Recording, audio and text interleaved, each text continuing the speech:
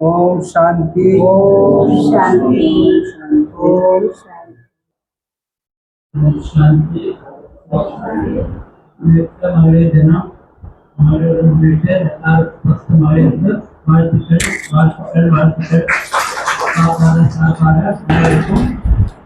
शिवशक्ति पांडव सेना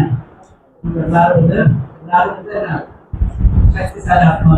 அதனால யார் ஒரிஜினல் கிடையாது, எல்லாரும் ஈக்குவலா. இன்னைக்கு மொழி யாரும் கேட்கிற கை தூக்குங்க, கேட்காதவங்க கேட்காதவங்க கிளாஸ் படிக்காதவங்க, படிக்கவில்லை கேட்கவில்லை கை தூக்குங்க. யாரும் இல்லை. அவங்களுக்கு என்ன சொல்லியிருந்தாரு?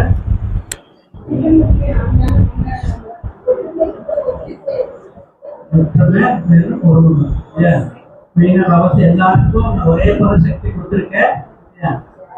எல்லாருக்கும் ஞான தனம், ஞான செல்வம். இப்ப ஞான செல்வம் பார்க்கும் போதும் எல்லாருக்கும் அந்த நாடு நினைச்சிருக்கிறேன். அப்படி இருக்கும் போது எல்லாரும் நான் எது நினைக்கிறீங்களோ அதை நீங்க செய்ய முடியும். பாபா கடைசி என்ன சொல்லியிருந்தாரு? நான் நீங்க சொன்ன மாதிரி நான் கேட்கிறேன். பாபா அதே சொன்னாரு. ஆனா எல்லா குழந்தைகளும் யாரும் கை தூக்கல. நீங்க சொன்னவங்க நான் கேட்கிறேன், நான் சொன்னவங்க நீங்க கேட்கணும் இல்லையா? அப்போ அது முக்கியமான விஷயம்னா பெரிய மாற்றத்தின் மூலமா உலக மாற்றம். எல்லாரும் போன கொஞ்சம் ஆஃப் பண்ணி வச்சிருந்தோம், ஆஃப் பண்ணி வச்சிடலாம். ஒரு மணி வரைக்கும் நேரம் சரிக்கு ஆஃப் பண்ணி வைங்க. நடுவில் எந்த டிஸ்டர்பன்ஸ் இருக்கக்கூடாது. நீங்க எல்லாரும் பழைய ஆத்மாக்கள், மகா ஆத்மாக்கள், எல்லாரும் சக்திசாலி ஆத்மாக்கள். அதனால கொஞ்சம் ஆஃப் பண்ணி வச்சிருக்கோம். எல்லாரும் ஒருத்தர் வயசு அடிச்சே இருக்கும். அதனால பாபா என்ன சொல்றாருன்னா, எல்லாரும் எது நினைக்கிறது நீங்க செய்ய முடியும். எப்போ நம்ம பெரிய தாதிஜி என்ன சொல்றாங்க? தாதி 90 வயசுல தாதி என்ன சொல்றாங்க? தாதிஜி நான் பாட்டி கிடையாது, பாட்டி நினைக்காதீங்க, நான் பாட்டி கிடையாது, நான் ஸ்டூடெண்ட், காட்டி ஸ்டூடெண்ட் அந்த மாதிரி சொல்லுவாங்க. அப்போ பாருங்க, அந்த மாதிரி எப்படி சொன்னாங்கன்னா உங்களுக்குள்ள என்ன இருக்கு அதை வெளியே வருது இல்லையா? அதே போல நீங்க எல்லாரும் இன்னிலிருந்து இன்னைக்கு இந்த ஃபர்ஸ்ட் டைம் இந்த மாதிரி இல்லையா நம்ம கிளாஸ் இந்த மாதிரி ஒரு ஸ்பெஷலாக கிளாஸ் வச்சிருக்கிறோம். நீங்க என்ன நினைக்கணும்? நான் ரொம்ப நல்லா இருக்கிறேன், நான் ஸ்டூடெண்டா இருக்கிறேன், காட்டி ஸ்டூடெண்ட், எனக்கு வயசு ஆகலை. நான் இப்போ ஒரு 4 நாள் முன்னாடி கூட எக்ஸிபிஷன் சொன்னேன். எக்ஸிபிஷன் அவங்க வந்தாங்க, பிரதர் வந்தாரு.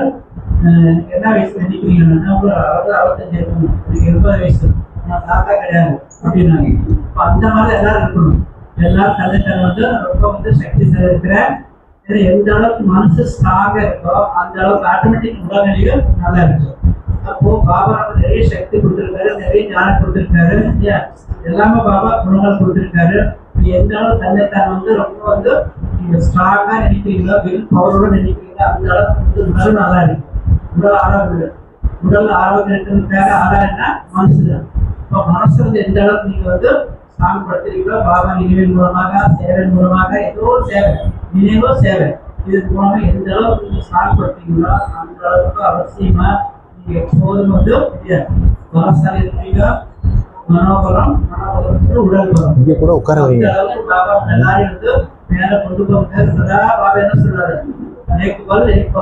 ஒருத்தர் மேல நம்பிக்கை வைங்க, ஒருத்தர் பலத்தை பயன்படுத்துங்க. அப்புறம் எல்லாரும் தினந்தோறும் பகவானுடைய மகா வாக்கியத்தின் மூலமாக அவருடைய வளர்ப்பு, அவருடைய படிப்பு, அவருடைய வரலாற்று வாழக்கூடிய ஆத்மாக்கள் அப்படி இருக்கும் போதும் நீங்க எல்லாரும் தன்னம்பிக்கை உள்ளவங்க. பாபா மேல எவ்வளவு நம்பிக்கை இருக்கோ அவ்வளவு தன்னம்பிக்கை. தன்னம்பிக்கைன்னா ஞானத்துல நம்பிக்கைன்னு சொல்றேன். ஞானத்துல நம்பிக்கை இருக்கோ எல்லா நம்பிக்கை இருக்கோ என்னால எல்லாரும் செய்ய முடியும். நான் செய்ய வேற யார் செய்வா? இன்னைக்கு முதல்ல பாபா எல்லாமே சொல்லியிருந்தாரு. இவ்வளவுதான் சொல்றதுக்கு எஜமான ஆட்கள் வந்திருக்கேன். நீங்க ரெடி ஆகலன்னா நீங்க தன்னை மாத்திட்டு வேற யாரும் வருவாங்க. இதெல்லாம் பிராக்டிக்கல் விஷயம் இருக்கும். எல்லாருக்கும் நிறைய பலம் இருக்கும். பிராக்டிக்கலா அபியாசம் மூலமாக அனுபவம் செய்யணும். எவ்வளவு அபியாசம் செய்யறீங்களோ அவ்வளவு அனுபவம் செய்வீங்க. அதனால எல்லாரும் இன்னைக்கு ஸ்பெஷலா அடிக்கடி இந்த மாதிரி செய்துட்டே இருக்கா. இன்னைக்கு ஸ்பெஷலா எல்லாரும் தன்னைத்தான் மகான் ஆத்மா மாஸ்டர் சர்வசக்திவான் அப்பதான் வந்து முன்னேற்றம் மேல கவனம் வைப்பேன் அப்படின்னு சொல்லி எல்லாரும் வந்து வாக்குறுதி சங்கல்பிங்க. சக்திசாலி ஆத்மா சதா என்னால் முன்னேற முடியும். என் எண்ணத்தின் மூலமாக நான் என்னை மாற்றி உலகத்தையே மாற்றுவேன். ஓம் சாந்தி, ஓம் சாந்தி, ஓம் சாந்தி. ஓம் சாந்தி. Okay, right. நம்ம எல்லாருடைய அன்பிற்கும் மரியாதைக்கும் உரிய நம்மளுடைய சிவபாபா மற்றும் சூக்ஷ்ம சரீரத்திலிருந்து நமக்கு பாலனை செஞ்சு கொண்டிருக்கக்கூடிய பிரம்மா பாபா ரெண்டு பேருடைய இணைந்த சுரூபமாக நாம் அவ்யக்த பாப்தாதா என்று சொல்கிறோம். அவர்களுக்கு என்னுடைய முதல் கண் நன்றி கலந்த வணக்கத்தை தெரிவித்துக் கொள்கிறேன். இரண்டாவது, நம்மளுடைய திருச்சி, அரியலூர், பெரம்பலூருடைய கிளை நிலையங்களுடைய இயக்குனர் பிரம்மாகுமாரி சகோதரி மல்லிகாஜி அவர்களுக்கும் என்னுடைய நன்றி கலந்த வணக்கத்தை தெரிவித்துக் கொள்கிறேன்.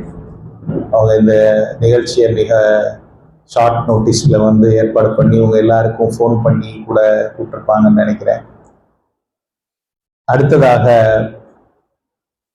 பாபாவினுடைய பூர்வஜ் ஆத்மாக்கள், பூர்வஜ் சோ பூஜ்ய, மூதாதையரிலிருந்து பூஜைக்குரியவர்களாக இருக்கக்கூடிய, வானப்பிரஸ்தியாக இருக்கக்கூடிய நீங்க தான் இந்த நிகழ்ச்சியினுடைய கெஸ்ட் ஹோஸ்ட் ரெண்டுமே நீங்க தான். ஸோ உங்களுக்கும் என்னுடைய நன்றி கலந்த வணக்கத்தை தெரிவிச்சுக்கிறேன்.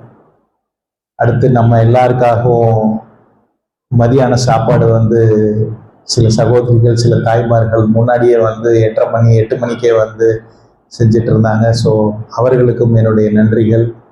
சகோதரர்கள் சகோதரியெல்லாம் வந்திருக்காங்க, நிறைய நமக்காக இந்த சிஸ்டம்லாம் செட் பண்ணுறதுல ஹெல்ப் பண்ணியிருக்காங்க. அவர்களுக்கும் என்னுடைய நன்றி கலந்த வணக்கம். First line. ஸோ இன்னைக்கு நம்மளுடைய டாபிக் என்னன்னா, தெய்வீகமான முதுமை. 15ஆம் நூற்றாண்டினுடைய கடைசி 20 ஆண்டுகள்லேருந்து 16ஆம் நூற்றாண்டினுடைய முதல் 60 ஆண்டுகள் வரைக்கும் தென்னிந்தியாவில் வந்து ஒரு பேரரசு வந்து ஆட்சி பண்ணிட்டு இருந்தது. 1480 1560 வரைக்கும். இன்னைக்கு நம்ம 2025 இருக்கிறோம். இன்னையிலிருந்து ஒரு 400 வருஷம் 450 வருஷம் முன்னாடி இது என்னன்னா விஜயநகர பேரரசு. வரலாறுல நம்ம எல்லாருமே படிச்சிருப்போம். இந்த விஜயநகர பேரரசனுடைய பலம் வாய்ந்த அரசர்களாக 3 பேர் கருதப்பட்டாலும் மிகவும் பலம் வாய்ந்த சக்தி நிறைந்த அரசனாக கருதப்பட்டவர், பேரரசனாக கருதப்பட்டவர் யாருன்னா ராஜா கிருஷ்ணதேவராயர். கிருஷ்ணதேவராயருடைய ஆட்சி வந்து நம்ம திருச்சி மேலே இருந்திருக்குங்க. திருச்சியிலையும் அவருடைய ஆட்சி இருந்திருக்கு. 1929க்கு முன்னாடி திருச்சி எல்லாம் அவருடைய ராஜ்யத்துக்கு கீழே வந்திருந்தது. அவருடைய அரண்மனையில ஒரு நாள் ஒரு சவாலான சூழ்நிலை வந்ததாக வரலாற்றுல சொல்லப்படுது. அது உண்மையா பொய்யான்றது ரெண்டாவது விஷயம். என்னன்னா, வெளியூர்ல இருக்கக்கூடிய ஒரு புஜபலத்தை கொண்டு சண்டை செய்யக்கூடிய ஒரு வீரர், மல்யுத்த வீரர், மல்யுத்தம்னு சொல்லுவாங்க. மல்யுத்தம்னா என்னன்னா, உடம்புடைய பலத்தை பயன்படுத்தி அடுத்தவரோட சண்டை போடுறது. ஸோ அந்த மல்யுத்த வீரன் வந்து விஜயநகர பேரரசுடைய அரண்மனைக்கு வந்து ஒரு சவால் கொடுக்குறாரு. என்ன சவால் அப்படின்னா, என்னை போன்ற ஒரு மல்யுத்த வீரன் இந்த உலகத்தில் வேறு எங்கும் இல்லை.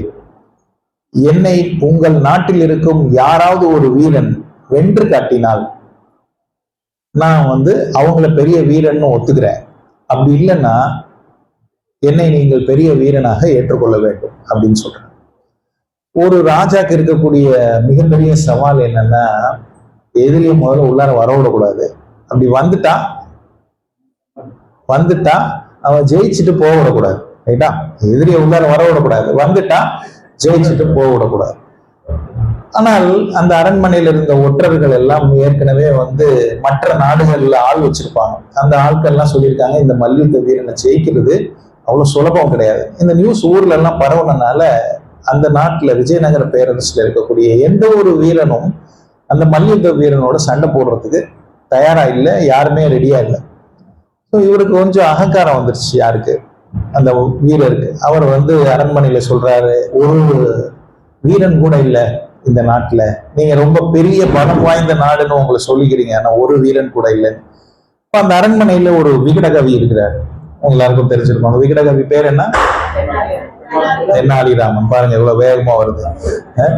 சோ நீங்கெல்லாம் சின்ன குழந்தையா இருக்கும் போது தெனாலிராமனோட ஸ்டோரி படிச்சிருப்பீங்க, கேட்டிருப்பீங்க, டிவியில பார்த்திருப்பீங்க, யூடியூப்ல கூட இப்ப பார்த்திருப்பீங்க. சோ அந்த தெனாலிராமன் பாக்குறாரு, என்னடா நம்ம நாட்டுக்கு இது மிகப்பெரிய அவமரியாதையா போகுது, சோ அதனால இது எப்படியே விடக்கூடாது அப்படின்னு சொல்லிட்டு அவர் என்ன பண்றாரு, நான் உன்னோட போராடுவேன் அப்படின்னு சொல்லி அரண்மனையில சொல்றாரு. உடனே அவருக்கு ரொம்ப சிரிப்பு வந்துருது அந்த மல்யுத்த வீரனுக்கு. ஏன் சிரிப்பு வருதுன்னா, இவர் இருக்கிறதே நோஞ்சான், இவர் புத்திசாலிய ஒளிய, மற்றபடி உடல் பலம்லாம் கிடையாது, இவராலெல்லாம் ஜெயிக்க முடியாது அப்படின்னு சொல்லி. ஆனா அவர் சொல்றாரு, ஆனா ஒரு கண்டிஷன். யார் சொல்றாரு? தெனாலிராமன் சொல்றாரு, ஒரு கண்டிஷன். எங்களுடைய நாட்டுக்குன்னு சில அனுஷ்டானங்கள் இருக்கு. அனுஷ்டானங்கள்னா என்ன தெரியுமா? முறைகள், சில சடங்குகள் இருக்கு. அந்த சடங்குகளுக்கு உட்பட்டு தான் நம்ம யுத்தம் நடக்கணும். யுத்தம் நாளைக்கு மைதானத்துல நடக்கும். ஆனா இந்த மைதானத்துல யுத்தம் நடக்கிறதுக்கு முன்னாடி நான் சில சடங்குகளை செய்வேன். அந்த சடங்குகளை நான் கண்ணை மூடிட்டு செய்வேன், நீங்க அந்த சடங்குகளை கண்ணை திறந்துட்டு செய்யணும். அதுக்கப்புறமா தான் நம்ம யுத்தம் ஆரம்பிக்கும் அப்படின்னு. அவருக்கு ரொம்ப அகங்காரம். யாருக்கு? அந்த மல்யுத்த வீரருக்கு. அவர் என்ன சொல்றாருன்னா, பாக்குறதுக்கு நோஞ்சா மாதிரி இருக்காரு, கண்ணை மூடிட்டு செஞ்சாங்கன்னா கண்ணை திறந்துட்டு செஞ்சாங்கன்னா ஓகேன்னு சொல்லிடுறாரு. இவர் என்ன பண்றாரு, அரண்மனை காவலர்களை கூப்பிட்டு மைதானத்துல இவர் எங்க நிக்க போறாரோ அந்த இடத்துல தரையில இருக்கிற மண்ணை கொஞ்சம் பெரிய மண்ணா, ரொம்ப மொத்தமான மண்ணா போட சொல்லிட்டு, அந்த சைடு அந்த மல்யுத்த வீரன் நிக்கக்கூடிய பகுதியில மிளகா பொடியை கொஞ்சம் மண்ணுல கலந்து விட்டுற சொல்றாரு. ரைட்டா? அது ரொம்ப சாஃப்ட் மண்ணா வச்சு மண்ணில் கலந்து விட்டுருங்க. மறுநாள் சூரிய உதயம் வருது, அரச முரசு ஒலிக்கிறது, மைதானத்துக்கு எல்லாரும் வராங்க. தெனாலிராமன் வராரு, அரசர் வராரு, அந்த மல்யுத்த வீரர் வராரு. அரச முரசு உரிச்ச உடனே ராஜா சொல்றாரு, உங்க அனுஷ்டானங்களை துவங்க. ஏன்னா ராஜாவுக்கே தெரியாது நம்ம நாட்டுல இப்படி ஒரு அனுஷ்டானம் இருக்குன்னு, ராஜாவுக்கே அன்னைக்குதான் தெரியும். ஏன்னா இவரு ஏதோ சொல்றாரு அப்படின்னு நினைச்சிட்டு உடனே என்ன பண்ணாரு, சொன்ன பிளான் பண்ணபடி 2 வீரர்கள் பக்கத்துல நிக்கிறாங்க. இவர் தரையில படுத்துறாரு, படுத்துட்டு கண்ணை மூடிக்கிறாரு. அந்த இவரை பார்த்து சொல்றாரு, நான் கண்ணை மூடிட்டேன், இதே நீ கண்ணை திறந்துட்டு செய்யணும் அப்படின்னு சொல்லிடுறாரு. 2 வீரர்கள் கை நிறைய மண்ணை தரையில இருந்து அள்ளுறாங்க. அள்ளி லெஃப்ட்ல ஒருத்தர், ரைட்ல ஒருத்தர் நின்றுட்டு அந்த மண்ணை அவருடைய கண்ணு மேல போடுறாங்க, முகத்து மேல போடுறாங்க. அப்படியே அந்த கை நிறைய மண்ணு உழுவுறது கொஞ்சம் நேரம் ஆகுது. உழுது முடிச்ச பிறகு பக்கத்துலயே வாளியில தண்ணி வச்சிருக்காங்க. நீங்க கேட்காதீங்க, கிருஷ்ணதேவராயர் காலத்துல எந்த வாளி இருந்துச்சு, பிளாஸ்டிக் வாலியா இரும்பு வாலியான்னு கேட்காதீங்க. ஸோ இதெல்லாம் ஸ்டோரி, சரியா? ஸ்டோரியாவே நீங்க எடுத்துக்கங்க. ஸோ உங்க துண்டெல்லாம் முக்கி அவர் கண்ணெல்லாம் தொடச்சு விட்டு மூஞ்சியெல்லாம் கழுவிடுறாங்க. இப்ப எந்திரிச்சிடுறாரு. இப்ப அவரோட டன். யாரோட டன்னு? அந்த மல்யுத்த வீரரோட டன். இந்த மல்யுத்த வீரர் பாக்குறாரு, தூசி காத்துல பரவும் போது அதுல மிளகா பொடி வாசனை தெரியுது. இத கண்ணில் போட்டா அதுக்கப்புறம் போரிட்டாலும் ஜெயிக்க முடியாது, ஏன்னா கண்ணை திறக்க முடியாது. அப்ப எய்தாப்படி இருக்கிறவங்க எப்படி நம்மளை அடிப்பான்னு நமக்கு தெரியும், அதனால தெரியாதுன்றனால அவர் என்ன பண்றாருன்னா, சண்டையே போடாம தோல்வியை ஒத்துக்கிறாரு. ஸோ தோல்வியை ஒத்துக்கிட்டு போயிடுறாரு. ஸோ இது ஒரு வரலாற்று கதை. இது உண்மையா பொய்யான்னு யாருக்கும் தெரியாது, உண்மையாகவும் இருக்கலாம். ஸோ இப்ப நான் என்ன பண்ண போறேன்னா, கண்ணை திறந்துகிட்டு நான் ஒண்ணு செய்ய போறேன். அதை நீங்க எல்லாரும் கண்ணை திறந்துகிட்டே செய்யணும். ரைட்டா? விகடகவி மாதிரி நான் சேலஞ்ச் எல்லாம் மாத்தல, சரியா? சோ ஒருவேளை நீங்க எல்லாம் செஞ்சிட்டீங்கன்னா நம்ம இந்த செஷனை கண்டினியூ பண்ணலாம். ஒருவேளை செய்யலன்னா என்ன பண்ணலாம்னு நீங்களே சொல்லுங்க. ரைட்டா? ரொம்ப ஈஸி. எந்திரிச்சு ஓட வேண்டாம், மண்ணெல்லாம் எடுத்து போட வேண்டாம், ரொம்ப ரொம்ப ஈஸி. சிலர் போட்டியிடாமலே வெற்றி அடைஞ்சவங்கன்னு கூட தேர்ந்தெடுத்துடலாம். அது யாருன்னு இப்ப நான் சொல்றேன். இப்ப நான் கண்ணை திறந்துட்டு செய்ய போறேன், நீங்களும் கண்ணை திறந்துட்டே செய்யணும். செய்வீங்களா? சவாலுக்கு எத்தனை பேர் தயார்? மத்தவங்கள கை தூக்க மாட்டேங்கிறீங்க, கை தூக்க மாட்டேங்கிறீங்க நிறைய பேரு. சவாலுக்கு ரெடி? ஓகே, 2-3 மாத்தாஸ் கை தூக்கல. ரைட். சோ நான் கண்ணை திறந்துட்டே செய்ய போறதை இப்ப நீங்க பார்க்க போறீங்க. சோ இந்த டப்பா இதை நான் எடுக்கிறேன், மேல இருந்து ஷட்டரை இறக்கி விடுறேன், அதுல ஃபிளைட் மோட அமுக்கி அதை அப்படி ஆஃப் பண்ணி இங்க வச்சிடுறேன். ரைட்டா? யாரெல்லாம் சவாலுக்கு ரெடி? சோ நீங்க பண்ணுங்க. எக்ஸ்க்ளூசிவ் எல்லாம் விட்டுருங்க. யார் கையில எல்லாம் போன் இல்லையோ அவங்கலாம் பார்ட்டிசிபேட் பண்ணாமலே ஜெயிச்சிட்டீங்க அப்படின்னு அர்த்தம். ரைட்டா? பாருங்க, நான் சொன்னோன்னு அடிக்குது.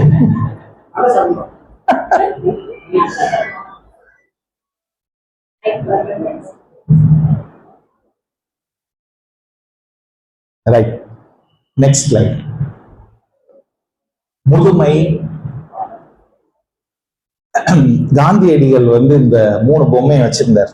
நம்ம எல்லாரும் பார்த்திருப்போம். ஒண்ணு வந்து கெட்டதை கேட்காத, கெட்டதை பார்க்காத, கெட்டதை பேசாத. அதை சொல்றதுக்காக 3 குரங்கு பொம்மையை வச்சு 2 கையை வச்சு 2 காதை பொத்தணும், 2 கையை வச்சு 2 கண்ணை மூடணும், 2 கையை வச்சு ஒரு வாயை வந்து அடைக்கிற மாதிரி. ஆனா இன்னைக்கு 2 கையை வச்சு 3ஐயுமே ஒரே நேரத்துல லாக் பண்ணலாம். அதாவது கண்ணு, காது, வாய் 3ஐயுமே 2 கையை வச்சு லாக் பண்ணலாம். எப்படின்னா, உங்க கையில ஒரு போன் கொடுத்துட்டா காது கேட்காது, கண்ணு பார்க்காது, வாய் பேசாது. அப்ப பெரிய அட்வான்டேஜ் தானே இது. So the final aim, sees nobody, hears nobody and speaks to nobody. இன்னைக்கு அதான் நடந்துட்டு இருக்கு. சரியா? யாரு கூடயும் பேசுறது இல்ல, யார் பேசுறதையும் கேட்கறது இல்ல, எதையும் பார்க்கறது. நெக்ஸ்ட், முதுமை ஒரு வரம். சிஸ்டர் இப்ப சொன்னாங்க, age is just a number. வயது என்பது ஒரு எண்.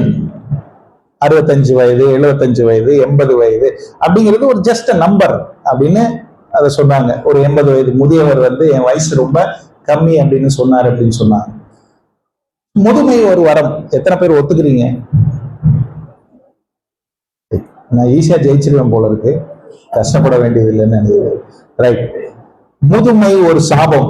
எத்தனை பேர் நினைக்கிறீங்க? இந்த 2லயுமே கை தூக்காதவங்க ஏன் தூக்கல? காலைல சாப்பிடலையா, சிஸ்டர் டீ தருவாங்களா இல்லையான்னு டவுட்டா? மேல டீ போட்டுட்டு இருக்காங்க, கண்டிப்பா டீ உண்டு. ரைட்டா? முதுமை ஒரு வரம். ஏன் வரம்? சின்ன பிள்ளையா இருக்கும் போது சில விஷயங்களை நம்ம விரும்பினாலும் செய்ய முடியாது. இளைஞர்களாக இருக்கும் பொழுதும் சில விஷயங்களை நம்ம விரும்பினாலும் செய்ய முடியாது. சின்ன பிள்ளையா இருக்கும் போது நம்ம கையில பணம் கொடுக்க மாட்டாங்க யாரும், படிப்பு அறிவு இருக்காது, அதனால என்ன பண்றோம்னு தெரியாது, அதனால அதெல்லாம் பண்ண முடியாது. கொஞ்சம் 20 வயது ஆன பிறகு நமக்கு எல்லா விவரமும் தெரியும், ஆனா விரும்பினதெல்லாம் செய்ய முடியாது. ஏன்னா கல்யாணம் பண்ணி வச்சுட்டாங்க, குடும்பம் வந்துருச்சு, குழந்தை குட்டி வந்துருச்சு, சம்பாதிக்கணும், சகோதரர்கள் சம்பாதிக்கணும். நிறைய இடத்துல சகோதரிகள் தாய்மார்களே வந்து வேலைக்கு போனாங்க, சம்பாரிச்சு குழந்தைங்களை வளர்த்தாங்க. அவங்களும் தனியா இருந்து சவாலை வந்தாங்க. அவங்க எல்லாம் உண்மையில சிங்கப்பெண் தான். அவர்களை சிங்கப்பெண் என்றுதான் நம்ம சொல்ல வேண்டும். அந்த மாதிரி சிங்கப்பெண்கள் நம்ம இடையே இங்க இருக்கிறாங்க. சோ அவர்களையும் நான் ரெகக்னைஸ் பண்றேன்.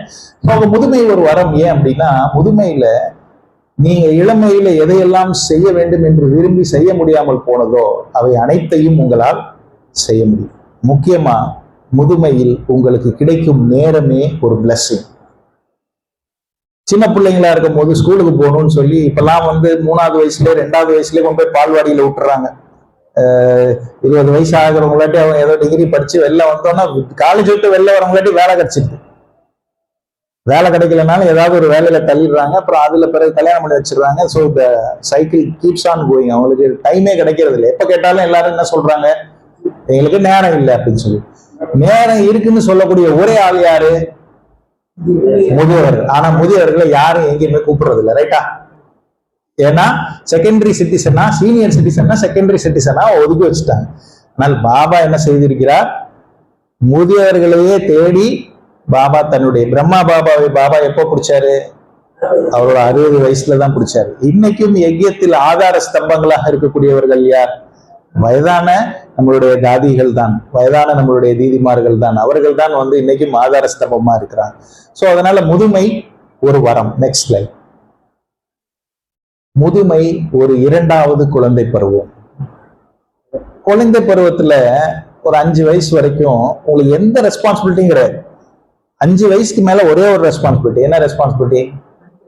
படிக்கணும். அவங்க கொண்டு போய் ஸ்கூல்ல சேர்த்து விட்டுருவாங்க, எக்ஸாம் வைப்பாங்க, ஹோம்ஒர்க் கொடுப்பாங்க, அதெல்லாம் பண்ணணும். அந்த ரெஸ்பான்சிபிலிட்டி இருக்கும். பட் அந்த 5 வயசு வரைக்கும் உங்களுக்கு எந்த ரெஸ்பான்சிபிலிட்டி கிடையாது. 3 வேலை தான். ஒண்ணு சாப்பிடணும், இன்னொன்னு தூங்கணும், இன்னொன்னு விளையாடணும். ரைட்டா? இந்த ரெண்டுக்கு நடுவுல கொஞ்சம் அழுவணும். எதுக்கு அழுவணும்? பசிக்குது அதுக்காக அழுவணும், இல்ல வேற ஏதாவது பொருள் வேணும், எனக்கு ஒரு விளையாட்டுக்கு பொம்மை வேணும் அதுக்காக அழுவணும். சரியா? இதை தவிர வேற எந்த வேலையும் கிடையாது. யாரும் எந்த வேலையும் சொல்ல மாட்டாங்க உனக்கு பொறுப்பு இல்லை அப்படின்னு. யாருமே நம்ம திட்ட மாட்டாங்க. உண்மையிலே நம்ம பொறுப்பு இல்லாம தான் இருப்போம், ஆனா யாரும் நம்மள திட்ட மாட்டாங்க. ஆனா இந்த ஸ்கூல் முடிச்சு 12வது முடிச்சுட்டு வேலை கிடைக்கலன்னு உட்கார்ந்துருந்தா அப்ப எல்லாரும் என்ன திட்டுவாங்க? நீ பொறுப்பே இல்லை உனக்கு அப்படின்னு சொல்லுவாங்க. நமக்கு வேலை கிடைக்கலன்னா அவங்க திட்டுவாங்க நமக்கு பொறுப்பு இல்லை அப்படின்னு சொல்லிட்டு நம்ம தேடிட்டு இருப்போம், ஆனா வேலை கிடைக்காது. ரைட்டா? சோ அதே மாதிரியான ஒரு வசந்த காலம் எது அப்படின்னா முதுமை. முதுமையிலையும் உங்களுக்கு எந்த வேலையும் இல்லை. சிலருக்கு மேபி எக்ஸப்ஷன்ஸ் இருக்கும். ஜென்ரலி எந்த வேலையும் இல்லை. என்ன வேலை? சாப்பிடணும், தூங்கணும். அழுக வேண்டிய வேலை கிடையாது, அது சின்ன வயசுலதான் அழுகணும். சரியா? சோ சாப்பிடணும், தூங்கணும், மிச்சம் இருக்கிற நேரத்தை கடவுளோட நினைவுல நம்ம செலவழிக்கலாம். ஸோ யாரும் நமக்கு பெரிய பொறுப்புகளை கொடுக்க மாட்டாங்க. மேபி சின்ன சின்ன வேலைகள் இருக்கும், வீட்டில் இருக்கக்கூடிய குட்டி குட்டி வேலைகள் இருக்கும். அந்த வேலை நமக்கே தேவை. வேலை செய்யல அப்படின்னா வாழ்க்கை போர் அடிச்சிடும். ஸோ அது என்னங்கிறதையும் நம்ம பார்ப்போம். Next line. முதுமை என்பது இறைவனுக்கு அருகாமை. இது சொன்னா நிறைய பேர் என்ன நினைப்பாங்க? லௌகிக உலகத்துல போய் சொல்லும் போது நாங்க சீக்கிரமா செத்து போயிடுவோம் நீ சொல்றியா அப்படின்னு சொல்லி நினைப்பாங்க. அது பாபாவுடைய குழந்தைகளுக்கு தெரியும். இறைவனுக்கு அருகாமை அப்படின்னா ஏன் அப்படின்னா, கடவுளோட நேரம் செலவிடுவதற்கு இப்பொழுதுதான் நமக்கு அதிக நேரம் கிடைக்கிறது. நம்ம 20-40 வயசு வரைக்கும் இருக்கும் பொழுது நமக்கு அதிக நேரம் கிடைப்பதில்லை. 50 வயசு 60 வயசு வரைக்கும் இன்னைக்கெல்லாம் 70-80 எல்லாம் மேனேஜிங் டைரக்டரா இருக்காங்க. பெரிய கம்பெனிஸுடைய தாத்தாக்களா இருக்காங்க, ஆனா 100 கம்பெனிக்கு மேனேஜிங் டைரக்டரா இருக்காங்க. அந்த மாதிரி எல்லாம் இருக்காங்க. ஸோ அந்த மாதிரி இருக்கிறவங்களை விட்டுருங்க, அவங்க எல்லாம் எக்ஸ்க்ளூஷன்ஸ். மற்றபடி ஜென்ரலி பக்தியினுடைய தீர்த்த யாத்திரையை எப்போ ஆரம்பிக்கிறாங்க? 58 வயசுல ரிட்டையர் ஆன பிறகு 60 வயசுல தான் தீர்த்த யாத்திரையை ஆரம்பிக்கிறாங்க. நீங்க இப்பதான் உங்களுக்கும் யோகா பண்றதுக்கு நேரம் இருக்கு. நம்ம யோகா பண்றதுல அது வேற விஷயம். ஆனா இப்பதான் நமக்கு யோகா பண்றதுக்கு, முரளி கேட்கறதுக்கு, மதுபன் போறதுக்கு, எல்லாத்துக்கும் இப்பதான் நமக்கு டைம் கிடைக்குது. ஸோ அதனால 2 வகையில அது இறைவனுக்கு அருகாமை. ஒண்ணு நம்ம ஒருவேளை சரீரம் விட்டோம்னா யாரை போய் பார்ப்போம்? கடவுளை பார்ப்போம், பாபாவை பார்ப்போம். ஸோ அப்ப இறைவனுக்கு அருகாமை என்று அந்த அர்த்தத்திலும் இருக்கிறது. இன்னொன்னு, இறைவனோட நமக்கு செலவிடுவதற்கு அதிகமான நேரம் இந்த முதுமை காலத்தில் தான் இருக்கிறது. ஆக இப்ப சொல்லுங்க, முதுமை வரமா சாபமா? நெக்ஸ்ட், முதுமையின் சவால்கள். இதெல்லாம் நான் சொல்ல வேணாம், உங்க எல்லாருக்குமே தெரியும். 2004 ஃபர்ஸ்ட் சிஏ முடிச்சுட்டு ப்ராக்டிஸ் பண்றதுக்காக ஒரு பிரைவேட் ஃபார்ம்ல போனேன். அப்பவே எனக்கு தலையில முடியல. எனக்கு அப்போ ஒரு 25 to 26 அந்த வயசு தான். அப்போ ஒரு பெரிய பெட்ரோல் பங்க் ஓனர் வந்தார். அதனால குண்டா வாட்ட சாட்டமா இருந்தார். அவர் அவருடைய கணக்கு எல்லாம் பேசிட்டு என்கிட்ட சொன்னாரு, சார் நான் இந்த புதுசா சிஏ முடிச்சவங்கள்ட்ட எல்லாம் போறதில்லை சார், கொஞ்சம் எக்ஸ்பீரியன்ஸ்டான ஆடிட்டர்கிட்ட தான் போறேன், ஏன்னா அவங்க தான் கொஞ்சம் கரெக்டா பண்ணுவாங்க. அவர் என்ன நினைச்சிட்டாரு, எனக்கு 45 வயசுக்கு மேல இருக்கும்னு நினைச்சிட்டாரு. ஏன்னா எனக்கு தான் 25 வயசு தான் ஆகுது. ஆனா அவர் தலையில முடி இல்லாத பார்த்து அந்த மாதிரி நினைச்சிட்டாரு. ஸோ அது வரைக்கும் ஒரு வருத்தம் இருந்துச்சு, ஏன்னா நான் தலையில வேகமா முடி கொட்டிட்டு இருக்குன்னு. ஆனா ஒரு புதுசா ஒரு கிளைண்ட் நம்ம ரொம்ப ஏஜ்டு பர்சன் நினைச்சுக்கிறாரு அப்படின்னும் போது அது சந்தோஷமான விஷயம் தானே. அதை நினைச்சு நம்ம சந்தோஷம் தானே படணும். சோ முதுமையினுடைய சவால்கள் என்னன்னா, தலையில இருந்து ஆரம்பிக்கலாம். ஃபர்ஸ்ட் தலையில முடி இல்லாம போயிடும். அப்படி மிஞ்சி மீறி முடி இருந்ததுன்னா அந்த முடியில 1-2 இருக்கும். இல்ல ஒருவேளை எல்லா முடியும் இருந்துச்சுனாலும் அது கலர் மாறி போயிடும். ரைட்டா? கலர் என்னவா மாறிடும்? வெள்ளையா மாறி. நம்ம அந்த வெள்ளையா இருக்கிறத கருப்பா மாத்தணும்னு ட்ரை பண்ணி ஒரு டை அடிச்சுட்டு அதை திருப்பி ஸ்டாப் பண்ணிட்டோம்னா பிரவுனா மாறிடும். ரைட்டா? அது வெள்ளையாவும் இருக்காது, கருப்பாவும் இருக்காது, பிரவுனா மாறி. ரைட்டா? சோ ஃபர்ஸ்ட் சவால் தலை. அப்புறம் தலைக்குள்ளார என்ன? மூளை இருக்கு. மூளையில நரம்பு சம்பந்தமான பிரச்சனைகள் முதுமையினுடைய சவால்கள். வாதம் வரக்கூடியது முதுமையினுடைய சவால்கள். பார்வை குறைபாடு, கேட்ராக்ட் வருது, இல்ல டயபெட்டிஸ் இருந்ததுன்னா அதனால குளுக்கோமா வருது, அதனால கண் நரம்புகள்ல பிரச்சனை வருது. பார்வை குறைபாடு இருக்கு. செவி குறைபாடு, கேட்கறதுல குறைபாடு. அடுத்து மூக்கு, சுவாசம், லங்ஸ்ல தண்ணி சேருது, இல்ல லங்ஸ்ல ஏதாவது டிஃபிகல்டிஸ் வருது அது.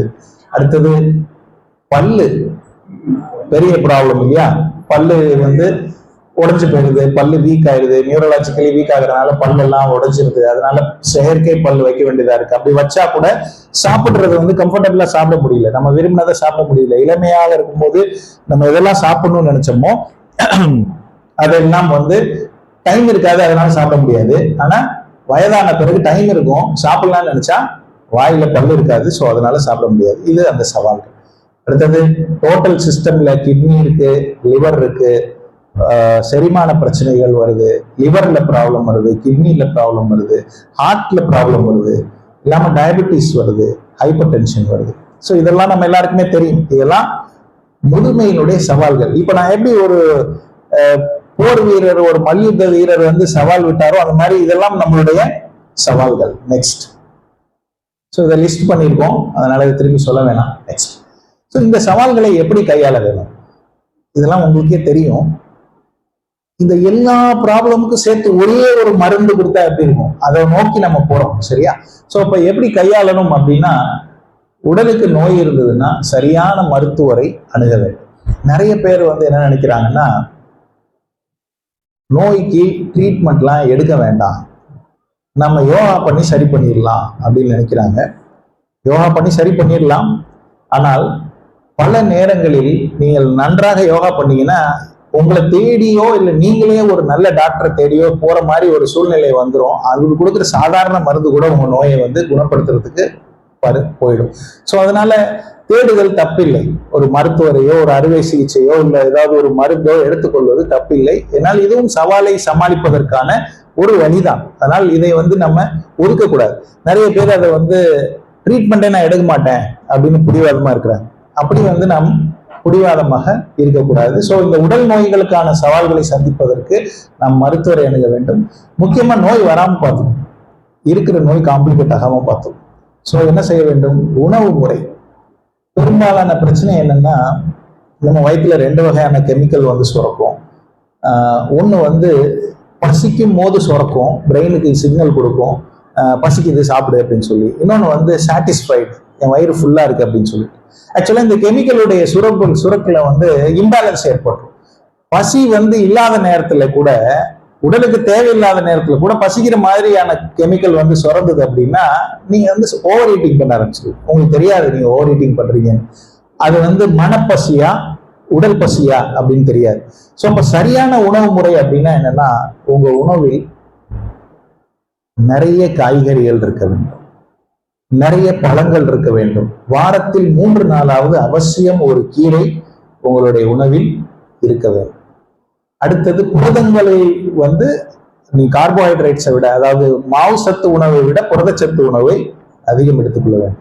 இரவு நேரங்களில் மிக விரைவாக சாப்பிட வேண்டும். ஒரு 7 மணி 7:30 மணி அதுக்குள்ளார சாப்பிடணும். அதுக்கப்புறம் ஒரு 2 மணி நேரமாவது அட்லீஸ்ட் நீங்க தூங்குறதுக்கும் சாப்பிட்டதுக்கும் இடையில கேப் இருக்கணும்.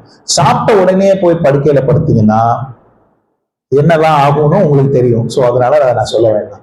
ரைட்டா? ஸோ அடுத்தது முக்கியமான விஷயம் சரியான உறக்கம். முதுமையில் இருக்கக்கூடிய மிகப்பெரிய இன்னொரு சவால் என்னன்னா, தூக்கம் வராது. ஏன்னா ஃபுல் டே ஃப்ரீயா இருக்கிறோம், பகல்ல தூங்கிடுவோம். பகல்ல தூங்கலைன்னா என்ன பண்ணுவோம்? எத்தனை சீரியல் சன் டிவில ஓடுது யாராவது சொல்லுங்க. யாருக்குமே தெரியாதா? சரி, வேற டிவில, சன் டிவி இல்லைன்னா வேற டிவில, டிவியே பாக்குறது இல்லை. சோ அந்த மாதாஜிக்கு நம்ம கிளாப் பண்ணுவோம், எல்லாரும் சேர்ந்து கிளாப் பண்ணுங்க. மாதாஜி வந்து டிவியே பாக்குறது இல்லை. சரியா? சோ சரி,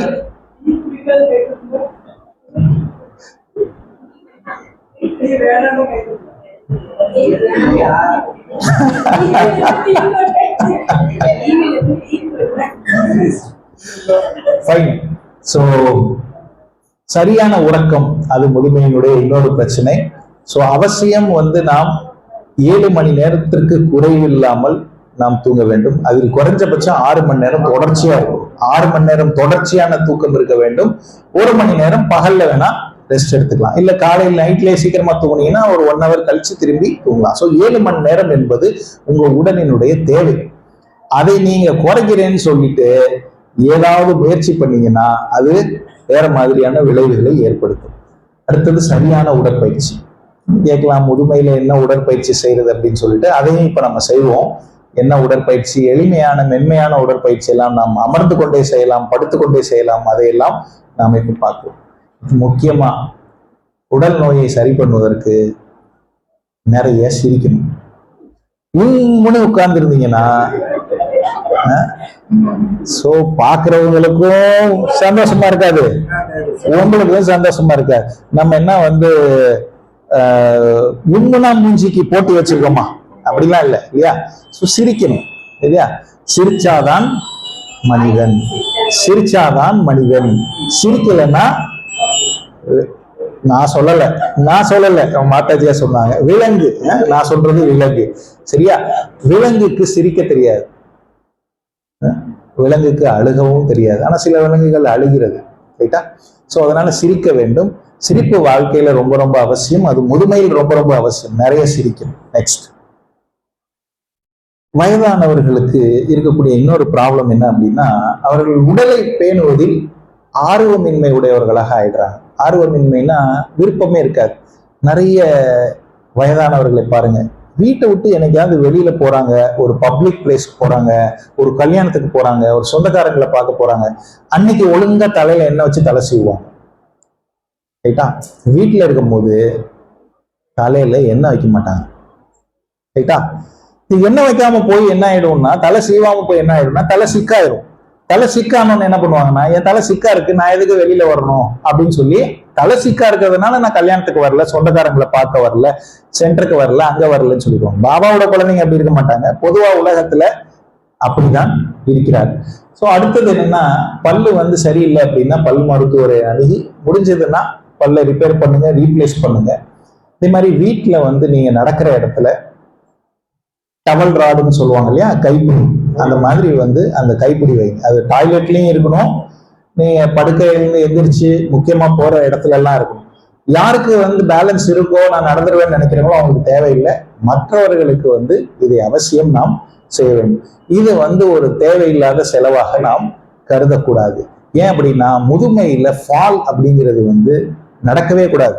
வயதான பிறகு நாம் கீழே விழக்கூடாது. சின்ன வயசுல இருக்கும் போது கீழே விழலாம், வயதான பிறகு நாம் அவசியம் கீழே விழவே கூடாது. ஸோ அதற்கான ஒரு ப்ரிகாஷன்ஸ்.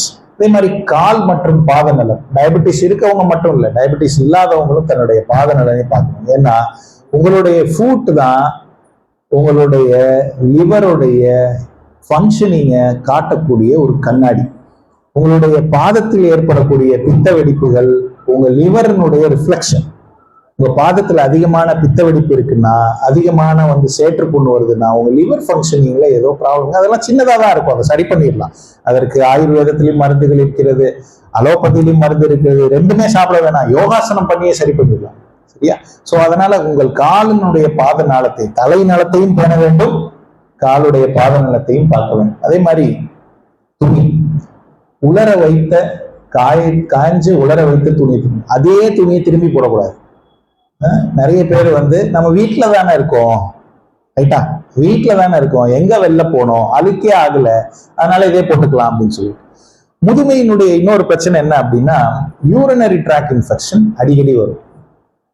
ஏன் இந்த பிரச்சனை அப்படின்னா, பெல்விக் ஃப்ளோர் என்று சொல்லுவாங்க, அதாவது வயிறுடைய அடிப்பகுதி, அந்த இடத்துல இருக்கக்கூடிய மசில்ஸ் எல்லாம் தேஞ்சு போயிடும்.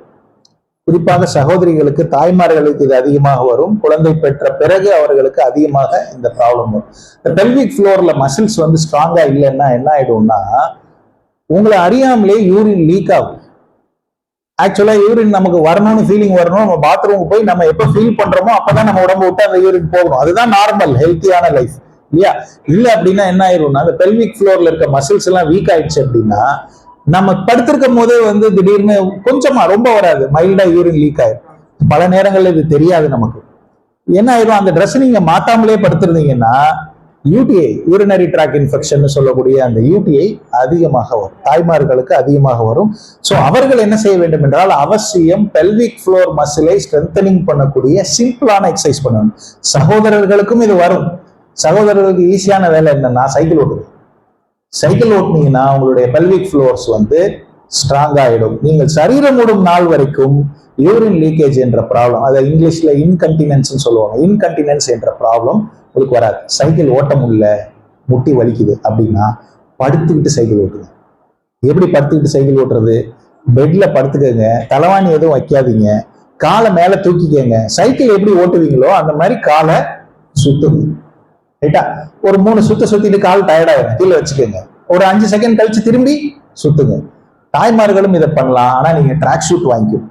அதுக்காக நீங்க பேண்ட் மாதிரி வெதர்ஸ் போடுற மாதிரி ட்ராக் ஷூட் வாங்கிட்டு அதை போட்டுட்டு நீங்க வீட்டிலேயே நீங்க படுத்துக்கிட்டே சைக்கிள் ஓட்டலாம். சோ வஜ்ராசனம் செய்ய முடிந்தது என்றால் உங்களால் பெல்விக் ஃப்ளோர் மசில் ஸ்ட்ரென்தனிங் ஆகும். வஜ்ராசனம் செஞ்சீங்கன்னா யூரின் லீக் ப்ராப்ளம் இருக்காது. ஆனா வஜ்ராசனம் செய்ய முடியவில்லை என்றால் படுத்துக்கிட்டு சைக்கிள் ஓட்டுங்க. Tailoring is a good exercise. காலில் மிதிச்சு, மிஷின்ல இருக்க டைலரிங் இல்ல. நீங்க உடனே டைலரிங்னா பட்டன் அமைக்கிட்டு சுவிட்ச் அமைக்கிட்டு மிஷின்ல டைலரிங் பண்றதில்ல. மிஷின்ல பண்ணக்கூடாது. கால் வச்சு பெடலிங் பண்ணி டைலரிங் பண்ணீங்கன்னா குட் எக்ஸசைஸ். அது முடியாது அப்படின்னா படுத்துக்கிட்டு சைக்கிள் ஓட்டுங்க. நிறைய யோகாசனங்கள் இருக்கு பெல்விக் ஃப்ளோர் மசில் ஸ்ட்ரென்தனிங் பண்றதுக்கு. வரும் நாட்களில் நம்ம சிஸ்டர் இந்த மாதிரி ப்ரோக்ராம், ஏன்னா இது ஒரே நாள்ல நம்ம இதை கவர் பண்ண முடியாது. இன்னைக்கு எவ்வளவு டைம் இருக்கோ அதுக்குள்ளார நம்ம ட்ரை பண்ணுவோம்.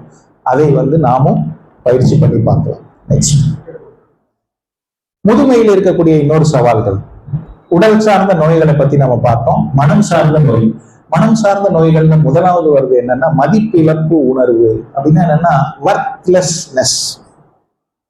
ஜென்ரலி எல்லா தாய்மார்களும் ரிட்டையர் ஆனவங்களும் என்ன நினைக்கிறாங்கன்னா, ஒரு 60 வயசு ஆயிடுச்சு, பேரம் பேத்தி எடுத்தாச்சு, பசங்க அட்மினிஸ்ட்ரேஷனை பாத்துக்கிறாங்க, பணத்தெல்லாம் பசங்க ஹேண்டில் பண்றாங்க, பொண்ணுங்க ஹேண்டில் பண்றாங்க, மருமகன் ஹேண்டில் பண்றாரு, மருமகள் ஹேண்டில் பண்றாங்க போது நம்ம இருந்து என்ன பிரயோஜனம்? நம்ம இவங்களுக்கு சுமையா இருக்கும். கேட்டா எத்தனை பேர் அப்படி நினைச்சிருக்கீங்க? யாருமே நினைக்கலையா? சோ தப்பு இல்லை.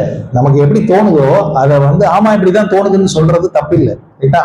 இதில் ஒன்றும் அப்படி இருக்கிறது மிகப்பெரிய குற்றம் அப்படிலாம் கிடையாது.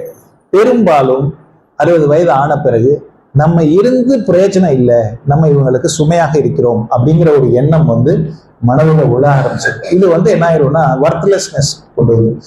நான் இருக்கிறது வேஸ்ட்டு, எனக்கு ஏதாவது ஒரு நல்ல ட்ரெஸ் வாங்கி கொடுக்கணும், தீபாவளிக்கு உங்க பொண்ணோ பையனோ மருமகளோ சொன்னா எனக்கு எதுக்குப்பா இவ்வளவு காசு போட்டு? பல்லு ஆடுது, ஒரு டாக்டர்கிட்ட போய் நல்ல பல்லு ரிப்பேர் பண்ணிக்கலாம். உடனே இந்த டிபிக்கல் பர்சன் என்ன சொல்லுவாங்கன்னா, எனக்கு எதுக்குப்பா அவ்வளவு காசு போட்டு பல்லு ரிப்பேர் பண்றேன், வேண்டாம் அப்படின்னு. கண்ணு தெரியல, கேட்ராக்ட் பண்ணிக்கலாம்னா எனக்கு எதுக்குப்பா இவ்வளவு போய் செலவு பண்ணி கான்ட்ராக்ட் பண்றேன்.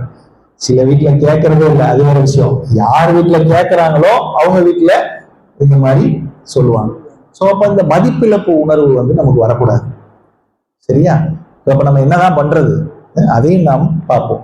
2வது தனிமை உணர்வு. முதுமையில் இருக்கக்கூடிய இன்னொரு பெரிய பிரச்சனை என்னன்னா, you don't know how to kill your time. நிறைய நேரம் இருக்கு, அதை எப்படி இன்வெஸ்ட் பண்றதுன்னு தெரியல, எப்படி செலவழிக்கிறதுன்னு தெரியல. எவ்வளவு நேரம் தூங்குறது, எவ்வளவு நேரம் டிவி பார்க்கறது.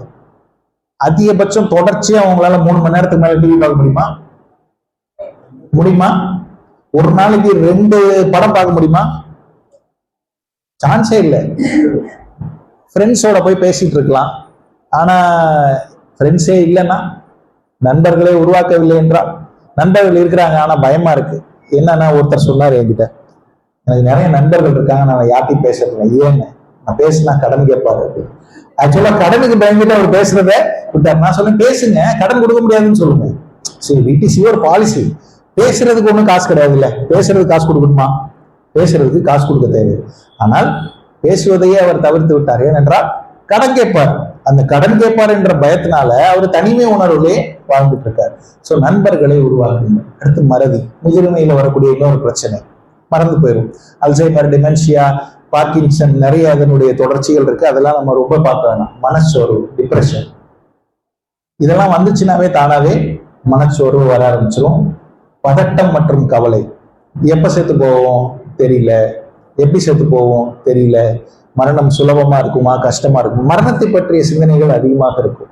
தன் மதிப்பு குறைவு, சுயமரியாதை இழப்பு, self esteem, low self esteem என்று ஆங்கிலத்தில் சொல்லுவோம். அப்படின்னா என்னன்னா, நான் எதுக்கும் தகுதி இல்லை, இனிமேட்டு இந்த பால் கறவை நின்ன மாடு இருக்கு பார்த்தீங்களா, அந்த மாடு என்ன மக்கள் பார்ப்பாங்க, இதை அடிமாட்டுக்கு விற்கணும் அப்படின்னு சொல்லி பார்ப்பாங்க. அப்படிதான் வியாபாரி கண்ணோட்டத்துல பாக்குறாங்க, அதெல்லாம் பண்றாங்க. ஆனால் நாமும் அதே மாதிரி நம்ம எடுத்துக்குவோம். நமக்கு சுயமதிப்பு, அதாவது செல்ஃப் எஸ்டீம், பாபா நமக்கு சுயமரியாதை கொடுக்குறாரு. அந்த சுயமரியாதை சுய உணர்வை வந்து உயர்த்தி கொடுக்கிறாரு. ஆனால் நாம் முதுமையில் தன் மதிப்பை குறைத்து பார்ப்போம். இது கொந்தளிப்பு, நம்ம என்ன பண்றோம்னு நமக்கே தெரியாது, கோபம் வரும், மிதமான மன அழுத்தம், தன்னம்பிக்கை குறைவு, பயத்தை அடிப்படையாக பிரச்சனையாக பார்க்கிறது. இது எல்லாமே முதுமையில் வரக்கூடிய மனம் சார்ந்த பிரச்சனைகள். இது ஒன்னொன்னை பத்தியும் நம்ம விலாவரியாக பின்னால் நாம் பார்ப்போம். நெக்ஸ்ட், இதுக்கும் என்ன செய்யணும்? ரொம்ப காம்ப்ளிகேட்டடான மனவியாதி இருக்கு, பயம் இருக்கு, ஸ்கீசோஃபெர்னியா இருக்கு, திடீர்னு யாரோ வந்து என்கிட்ட பேசுற மாதிரி தெரியுது, காதுல ஏதோ ஒரு குரல் கேட்குது, என்னை பத்தி இந்த பிரதர், இந்த சிஸ்டர், இந்த மாதாஜி, இந்த பக்கத்து வீட்டுக்காரங்க, என் மருமக என்னை பத்தி இப்படி மோசமா பேசுற மாதிரி காதுல விழுது, இல்ல பேசுற மாதிரி நம்புறோம், உண்மையிலே அவங்க அப்படி பேசலன்னு சொல்றாங்க, ஆனா நாம காதுல கேட்குது, இல்ல பயம் அதிகமா இருக்கு, தூங்க முடியல, பதட்டம் அதிகமா இருக்கு, கண்டிப்பா நீங்க ஒரு மருத்துவரை பாருங்க, அதற்குரிய மருந்துகளை எடுத்துக்கொள்ளுங்க. நாம பிகேவா இருக்கிறோம், நாம போய் மனநல மருத்துவத்துக்கு போனா நம்மள எல்லாரும் என்ன நினைப்பாங்க? உங்களை ஒன்றும் நினைக்க மாட்டாங்க. கேட்டா, இந்த தாழ்வு மனப்பான்மையிலிருந்து வெளியில வாங்க. தற்காலிகமாக மருந்துகளை நீங்கள் எடுத்துக்கொள்ளுங்கள். ஈவன் ஆயுர்வேதத்திலும் சிறந்த மருந்துகள் இன்னைக்கு வந்துருச்சு, அதையும் நீங்க ட்ரை பண்ணலாம். வெறுமனா அலோபதி தான் போகணும் அப்படின்னு அவசியம் இல்லை. மனநலத்துக்கு சொல்றேன், மனநலத்துக்கு ஆயுர்வேதத்திலும் இன்னைக்கு மருந்துகள் வந்துருச்சு. நான் ஏற்கனவே சொன்ன மாதிரி இது எல்லா பிரச்சனைக்கும் ஒரே ஒரு மருந்து இருக்கு, அந்த மருந்தையும் நம்ம ட்ரை பண்ணுவோம். ரைட்டா? இதெல்லாம் அடிஷனல். அதே மாதிரி மனநலத்துக்கு முக்கியமானது உணவு முறை. ஒழுங்கா சாப்பிடாதவங்களுக்கு பிரெயின்ல சில கெமிக்கல்ஸ் சுரக்காது. உதாரணமா அமினோ ஆசிட்ஸ் வந்து சுரந்தாதான் உங்களுடைய செரட்டானின் அண்ட் மெலட்டானினுடைய பேலன்ஸ் இருக்கும். அமினோ ஆசிட்ஸ் சுரக்கிறதுக்கு நீங்க சில புரோட்டீன்ஸ் சாப்பிடணும், சில ஃபேட்ஸ் சாப்பிடணும். அதெல்லாம் நீங்க சாப்பிடல அப்படின்னா உங்களுடைய பிரெயின்ல இருக்க கெமிக்கல்ஸ் வந்து இம்பேலன்ஸ்டா இருக்கும். அதனால உங்களுக்கு தூக்கம் வராது, எரிச்சல் வரும், கோபம் வரும், நிறைய வகையான உளவியல் பிரச்சனைகள் அதனால வரும். ஆக்சுவலா உடல் நலம் கெட்டு போறதுனால மனநலம் கெட்டு போறது. அப்ப அந்த சாப்பாடு நீங்க சாப்பிட்டுட்டீங்கன்னா, அந்த உணவு உங்களுடைய உணவு பழக்க முறையில இருந்தது அப்படின்னா, சரி விகிதாச்சார உணவு இருந்ததுன்னா தேவையான கெமிக்கல்ஸ் வந்து சுரக்கும், உங்களுடைய மனநலம் அதனால சரியா மெயின்டைன் ஆகும். அடுத்து மனநலத்துக்கு முக்கியமான தேவை என்னன்னு நல்லா தூங்குறதுங்க.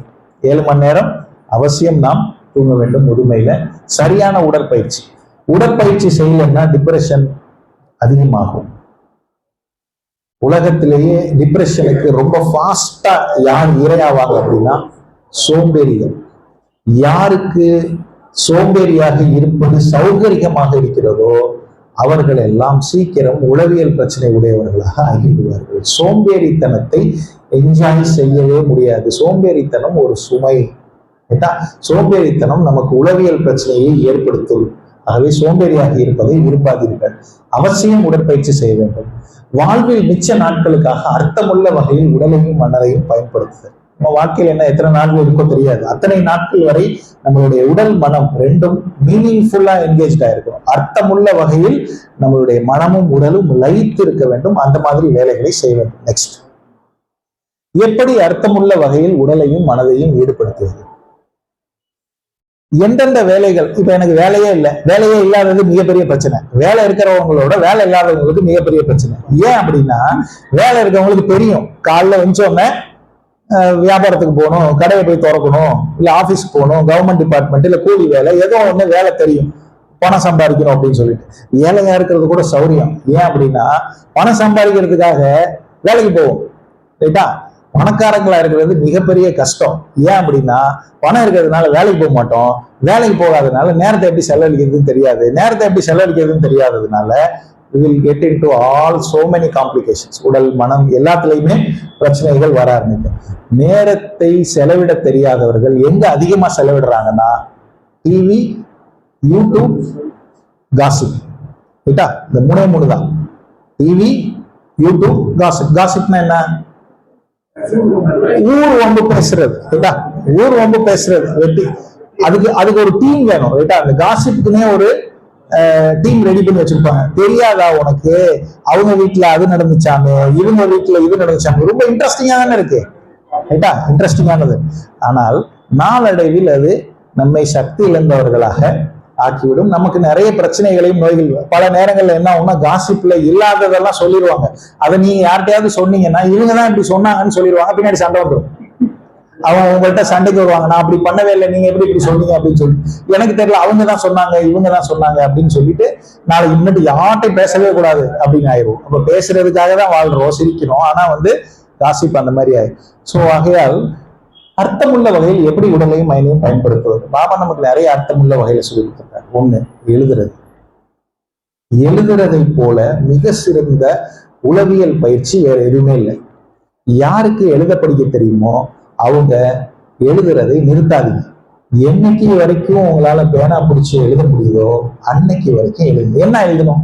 ஒண்ணுமே வேணாம், உங்க வாழ்க்கை கதை எழுதுங்க. டெய்லி என்ன நடக்குதுன்னு டைரியில எழுதுங்க. பாபா உங்களுக்கு டெய்லி முரளியா கொடுக்குற முரளியில எதெல்லாம் காதுல தங்குதோ அதையெல்லாம் எழுதுங்க. அடுத்து நைட்டு இன்னைக்கு நான் எத்தனை மணிக்கு எந்திரிச்சேன், எப்படி என் மனசு இருந்துச்சு. பாபா சொல்ல சார்ட்டை விட இது ஒரு நம்மளுடைய ஆரோக்கிய சார்ட்டை கூட நம்ம எழுதலாம். இதுக்கும் நம்ம சார்ட் போட்டு எழுதலாம். அல்லது ஏதாவது உங்களுக்கு முரளியில பிடிச்ச பாயிண்ட், இல்லை வேற ஏதாவது நீங்க தாரணை கிளாஸ் கேட்குறீங்க, இல்லை யூடியூப்ல கேட்குறீங்க, அதை அப்படியே கேட்டுட்டு போயிடாதீங்க, எழுதுங்க. ஏன்னா பிரெயின் நியூரோமஸ்குலர் ஆக்டிவிட்டி இருக்கும் பொழுதுதான் பிரெயின் சாட்டிஸ்ஃபைடா ஃபீல் பண்ணும். எப்படி வயிறுக்கு சாப்பாடு கொடுத்து வயிறை திருப்திப்படுத்துறோமோ அந்த மாதிரி பிரெயினையும் திருப்திப்படுத்தணும். அதை திருப்திப்படுத்தினீங்கன்னா தான் உங்களுக்கு நிம்மதியான தூக்கம் வரும். யாருக்கெல்லாம் ஒழுங்கா தூக்கம் வருது இல்லையோ அவங்கெல்லாம் எழுதுறத ஒரு தெரப்பியா பண்ணுங்க, ஒரு ட்ரீட்மெண்ட் தெரப்பியா பண்ணுங்க. என்னத்தை வேணா எழுதுங்க, ஆனா பாசிட்டிவான இன்ஃபர்மேஷனா எழுதுங்க. முரளியை பத்தி எழுதுங்க, உங்களுடைய அன்றாட வாழ்க்கையோட டைரி எழுதுங்க. டெய்லி காலையிலிருந்து சாயங்காலம் வரைக்கும் நான் எழுதுங்க, அதிகமா எழுதுங்க. அது உங்களுக்கு அர்த்தமுள்ள என்கேஜ்மெண்ட்டாக மாறும். ரெண்டாவது, படிக்கிறது, மற்றவங்களுக்கு படிச்சு சொல்றது. உங்களுக்கு நிறைய பாபா வேலை கொடுத்துருக்காரு. யார் பார்த்தாலும் அவங்களுக்கு 3 உலகத்தோடைய ஞானம் கொடுங்க, 3 காலத்தோடைய ஞானம் கொடுங்க, ஆத்மா பரமாத்மா டிராமாவை பற்றிய ஞானம் கொடுங்க அப்படின்னு சொல்லி பார்த்தா அவங்களுக்கு வகுப்பெடுங்க. இல்லை வகுப்புல போய் சென்டர்ல கீதா பாடசாலையில போய் முரளி எடுத்து வச்சு படிங்க. காலையில சாயங்காலம் படிங்க. இல்லை லேட்டா வர லேட் கம்மர்ஸ் இருப்பாங்கல்ல, அந்த லேட் கம்மர்ஸை என்கரேஜ் பண்ணுங்க. நீங்க 12 மணிக்கு வாங்க, நான் உனக்கு முரளி படிச்சு சொல்றேன் அப்படின்னு சொல்லிட்டு. இல்லைன்னா ஃபோன் பண்ணி அவங்களுக்கு ஃபோன்லயே முரளி படிச்சு சொல்லுங்க. ரைட்டா? ஃபோன்ல காசிப் தான் பண்ணக்கூடாது, முரளி படிச்சு சொல்லலாம். ரைட்டா? ஸோ முரளி படிச்சு சொல்லுங்க. அப்படி உங்களை நீங்க அர்த்தமுள்ள வகையில என்கேஜ் பண்ணிக்கங்க. அடுத்தது பிளான்டிங், செடி வளருங்க. ஏதாவது ஒரு செடியை வச்சு வீட்டுல அந்த செடிக்கு போய் தண்ணி ஊற்றுங்க. குழந்தைங்களுக்கு சின்ன வயசுல சாப்பாடு போட்டீங்கல்ல, ஸ்கூலுக்கு போகும்போது அவங்களுக்கு சாப்பாடு கட்டி கொடுத்தீங்கல்ல, உங்க ஹஸ்பண்டுக்கு சமைச்சு போட்டீங்கல்ல, உங்க பேர குழந்தைங்களுக்கு சமைச்சு கொடுத்தீங்கல்ல, இப்ப அவங்க எல்லாம் வேற ஊருக்கு போயிட்டாங்கன்னா செடிக்கு சமைச்சு கொடுங்க. செடிக்கு சமைச்செல்லாம் கொடுக்க வேணாம், ஜஸ்ட் தண்ணி உரம் இதெல்லாம் வச்சீங்கன்னா போதும். செடிகிட்ட போய் பேசுங்க, சேர் போட்டு உட்காந்துக்கங்க. நீ நல்லா வளரு, நான் உனக்கு தண்ணி ஊத்துறேன் அப்படின்னு சொல்லுங்க. செடிக்கு புரியும். புரியுமா? செடிக்கு புரியும். ரைட்டா? ஸோ பிளான்ட்டை வளர்க்குறது ஒரு மீனிங்ஃபுல் ஆக்டிவிட்டி. அடுத்தது, யாராலெல்லாம் விளையாட முடியுமோ விளையாடுங்க.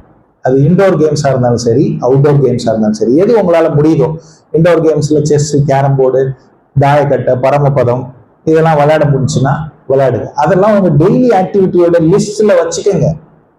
இது பார்க்கறதுக்கு சாதாரணமாக தான் இருக்கும், ஆனால் இதெல்லாம் நீங்கள் செஞ்சு பார்த்தீங்கன்னா உங்கள் வாழ்க்கையில் நீங்கள் ரொம்ப பிஸியாக இருக்கிற மாதிரி உங்களுக்கு தோணும். உங்களுக்கு போரே அடிக்காது, உங்களுக்கு டிப்ரெஷனே இருக்காது. நம்மளை யாருமே கண்டுக்கிறது இல்லை, நம்மளை யாருமே பார்க்கறது இல்லை, நம்மளை யாருமே கேட்கறது இல்லை. எல்லாரும் அவங்க வாழ்க்கையில் பிஸியாக இருக்காங்க. அவங்களையும் குறை சொல்ல முடியாது. இன்னைக்கு இருக்கக்கூடிய பொருளாதார சூழ்நிலைகள்ல அவங்க 2 பேருமே சம்பாரிச்சாகணும்னு 2 பேருமே ஓடிட்டு இருக்காங்க. ஸோ அப்போ அவங்களையும் நம்ம குறை சொல்ல முடியாது, அவங்களாலையும் நம்ம கூட உட்காந்து டைம் ஸ்பெண்ட் பண்ண முடியாது. அதனால இதெல்லாம் நீங்க உங்க வாழ்க்கையோட டு டூ லிஸ்ட்ல வச்சுக்கோங்க. டெய்லி காலேஜ் இன்னைக்கு 2 ஆட்டம் கேரம் போர்டு விளையாடணும், இன்னைக்கு 2 ஆட்டம் சீட்டு கட்டு விளையாடணும், 2 ஆட்டம் செஸ் விளையாடணும், இன்னைக்கு ஒரு 10 செடிக்கு தண்ணி ஊற்றணும். அடுத்தது இன்னைக்கு 2 பேருக்கு ஃபோன் பண்ணி வலுக்கட்டாயமா இன்னைக்கு வரதானமும் ஸ்லோகனும் அவங்களுக்கு சொல்லணும். கேட்கலனாலும் ஃபோன் பண்ணி அவங்களுக்கு நான் சொல்லணும், நீ கேட்டுட்டு போ அப்படின்னு சொல்லி ஃபோன்ல சொல்லணும். இல்லை கோர்ஸ் எடுக்கணும். அடுத்தது பிசிக்கல் எக்ஸசைஸ். ஓட முடியும்னா ஓடுங்க, ஜாகிங் பண்ண முடியும்னா ஜாகிங் பண்ணுங்க, ஆசனம் பண்ண முடியும்னா பண்ணுங்க. எல்லாத்துக்கும் ஒரு டைம் வச்சுக்கோங்க. இந்த டைம்ல இதை செஞ்சனா செய்யலையான்னு சொல்லி நைட்டு ஒரு சார்ட் வச்சு அதெல்லாம் செஞ்சீங்களான்னு சொல்லி போடுங்க. எப்பயாவது வெளியூருக்கு போறீங்க, டிராவல் பண்றீங்க, இல்லை வேற எங்கேயாவது போறீங்க, அப்ப இதெல்லாம் செய்ய முடியாதுன்னா ஓகே. பட் ரெகுலரா ஃப்ரீயாவே இருக்காதீங்க. ஃப்ரீயா இருக்கிறது மிகப்பெரிய டேஞ்சர். என்கேஜாக இருங்கள். உங்களுடைய கடைசி சுவாசம் வரை நீங்க கடினமான வேலைகளை செய்ய வேண்டாம். கடினமா சமைக்கிறது, நின்று 10 பேருக்கு 20 பேருக்கு சமைக்கிறது, அந்த மாதிரிலாம் பாத்திரம் அண்டா தூக்குறது, அந்த மாதிரிலாம் வேலை செய்ய வேண்டாம். சாதாரணமான வேலைகள். உங்க வீட்டுல மருமகள் சமைக்கிறாங்க என்றால் நீங்க ஃப்ரீயா இருக்காதீங்க. நீங்களும் சமைக்கிறதுல பார்ட்டிசிபேட் பண்ண முடிச்சா பண்ணுங்க, இல்லை உட்காந்து காய்கறி வெட்டி கொடுக்கறதையாவது பண்ணுங்க. சில தாய்மார்களை நான் பார்த்தேன், மருமகளுக்கும் சேர்த்து அவர்களே சமைக்கிறாங்க. ஏன்னா அவங்க நான் பிகே, நான் பிகே. அதனால அவங்களுக்கும் சேர்த்து சமைக்கிறேன். அந்த மாதிரி ஒரு இடத்தில் பார்த்தோம். அந்த மருமக என்ன பண்ணிட்டாங்க, அவங்க ஒரு மாதிரி டைவர்ட் ஆகி போயிட்டாங்க. அவங்களால வந்து சரியா அவங்களோட லைஃப்ல வந்து செட் ஆக முடியல. ஏன் அப்படின்னா அவங்களுக்கு வேலை இல்லாமல் போயிடுச்சு. ஆக்சுவலா இவங்களுக்கு என்ன நோய் வரணுமோ அந்த நோய் மருமகளுக்கு வந்துருச்சு. அதனால அவர்களையும் சோம்பேறி ஆக்கிறாதீங்க, நீங்களும் சோம்பேறியா இருக்காதீங்க. நெக்ஸ்ட், ஸோ என்னென்ன பண்ணலாம் அர்த்தமுள்ள என்கேஜ்மெண்ட்காக? Exercises, யோகாசனங்கள், walking. யார் வீட்டில் நாய் இருக்கோ நாயை கூட்டிட்டு வாக்கிங் போகும். நாய் கூட பேசுங்க. நீங்க பேசுற எல்லாத்தையும் அது தலையாட்டி கேட்கும். ரைட்டா? மனுஷங்கள்ட்ட பேசுனீங்கன்னா ஏத்து பேசுவாங்க, நாய்கிட்ட பேசுனீங்கன்னா ஏத்து பேசாது. நீங்க சொல்றதெல்லாம் ஆமா ஆமான்னு கேட்கும். ரைட்டா? படிங்க, படிக்கிறத எழுதுங்க. இன்டோர் கேம்ஸ், கேரம், செஸ், முடிஞ்சா அவுட்டோர் கேம்ஸ். டென்னிஸ் விளையாட முடியும்னா டென்னிஸ் விளையாடுங்க, கிரிக்கெட் விளையாட முடியும்னா கிரிக்கெட் விளையாடுங்க. சமைக்க முடியும்னா சமைங்க. ஆனா உங்களுக்கு மட்டும் சமைச்சுக்கோங்க, உங்க மருமகளுக்கு சேர்த்து சமைக்காதீங்க. அவங்களுக்கு சமைக்க விடுங்க. ஸோ சமைக்கிறதுல ஹெல்ப் பண்ணுங்க. ஒருவேளை சமைக்க முடியலன்னா செடிக்கு தண்ணி ஊற்றுங்க.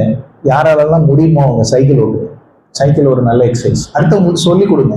அது ஞானமாக தான் இருக்கணும்னு அவசியம் இல்லை. நீங்கள் ஏதாவது ஒரு ஆசிரியராக இருக்கீங்க, இல்லை ஒரு பேசிக் ஸ்டூடெண்ட்ஸ்க்கு வந்து சின்ன குழந்தைங்களுக்கு பாடம் சொல்லிக் கொடுக்க முடியும்னா சொல்லிக் கொடுங்க.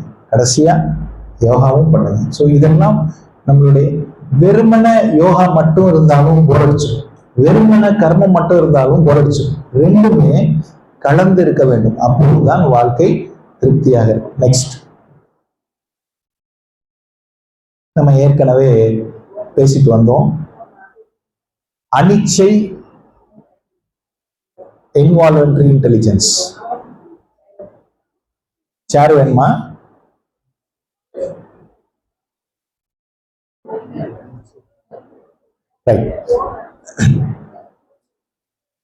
எல்லா ப்ராப்ளமுக்கும் ஒரே சொல்யூஷன்.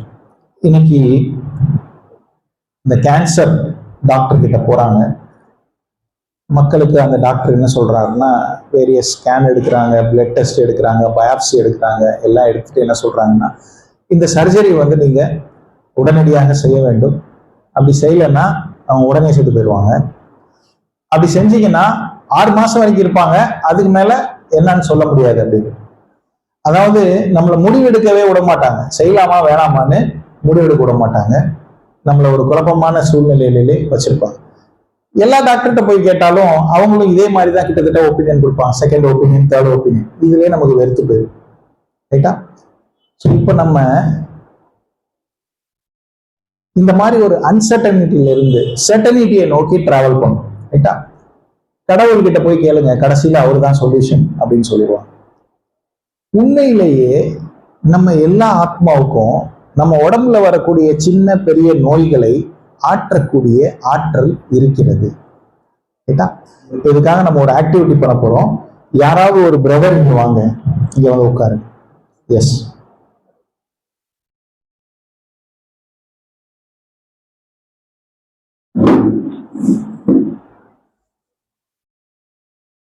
ஸோ எல்லாரும் அவருடைய கண்களை நல்லா கவனிச்சுட்டே இருக்கணும். ரைட்டா? எல்லாரும் அவரோட கண்களை பாருங்க. நீங்க கண்ணை மூடக்கூடாது. கண்ணை மூட மாட்டீங்க தானே? ப்ராமிஸ்? ப்ராமிஸ்?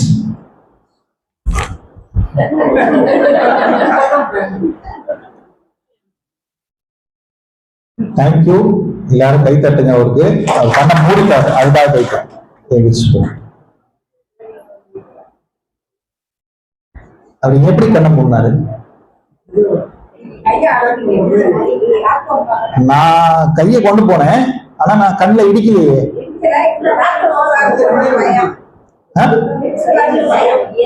கண்ணை மூடணும்னு அவர் சங்கல்பம் பண்ணாரா? அவருடைய கான்சியஸ் மைண்ட்ல கண்ணை மூடணும்னு எண்ணங்கள் ஓடிச்சா? இல்ல. எப்படி கண்ணை மூடினாரு?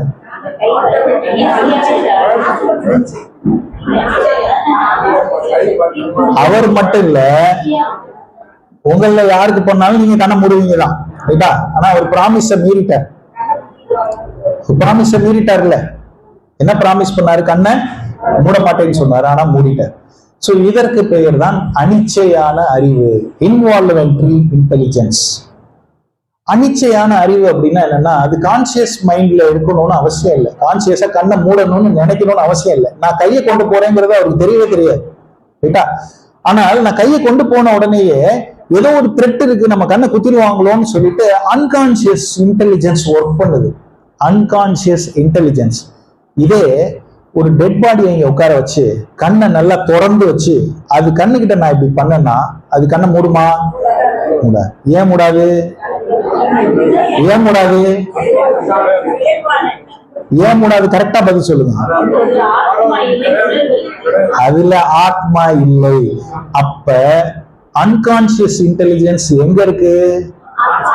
ஆத்மாக்குள்ள. ரைட்டா?